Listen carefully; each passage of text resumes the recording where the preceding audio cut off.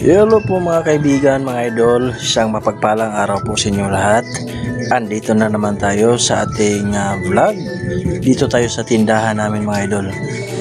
So ang ginagawa natin ay magsipare tayo ng mga bagong dating na mangga. Ito po ay hilaw pa at kailangan po natin ito na ilabas sa kanyang supot sa karton. Kasi mainit po ito mga idol, tapos mamayang hapon ikakalburo ito mga idol. So ang mangga ay may procedure din yan sa pagkalburo, kasi yung balat ng mangga ay manipis lang, hindi katulad ng saging. Dito sa mangga mga idol, masilan siya, kailangan ng tamang proseso para maganda yung pagkakahinog. Kung nakikita po ninyo, ang mangga po, isa-isa po silang binabalot ng newspaper o papel. Galing po siya sa puno ng mangga.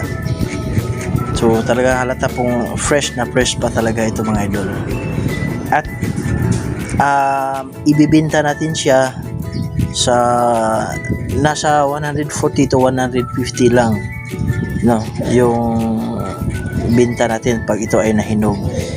Pwede naman itong ibenta, itong hilaw pa, nasa 120 yung hilaw. So ang ginagawa natin mga idol, dahil Sunday ngayon, ay mag-substitute po tayo.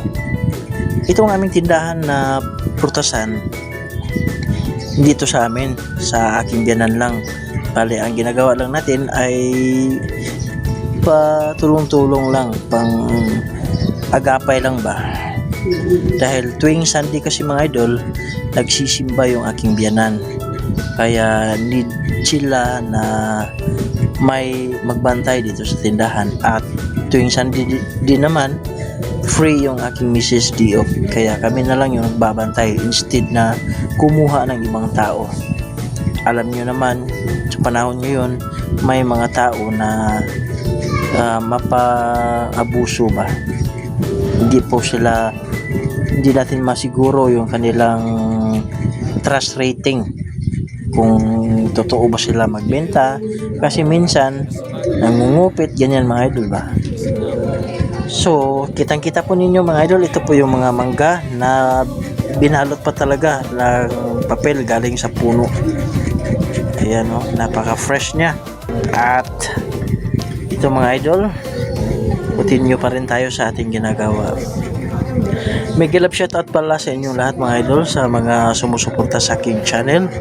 Lagi po kayong mag-iingat saang sulok ka man naroroon, at wag mawala ng pag-asa mga idol, dahil ang buhay natin hanggang tayo po ay gumagalaw at sumasamba sa ating Panginoon, may tiwala sa ating Panginoon, hindi po tayo nawawalan ng pag-asa. Kaya laban lang talaga tayo mga idol, kahit na mahirap, sipag at tiyaga lang ang ating puhunan.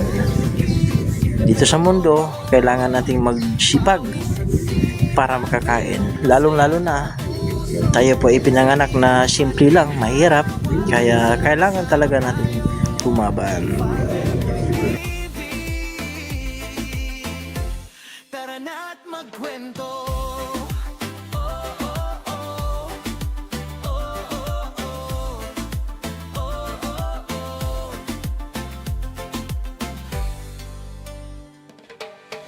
Tilapia sapon, alaga kong mahal. Bawat araw dito, may bagong aral. Sa munting tahanan, tawa'y umaalingaw-ngaw. Kahit maliit lang, sapat na ang araw. Sa bawat pagsubok, pag-asa ang sandok. Ito ang buhay.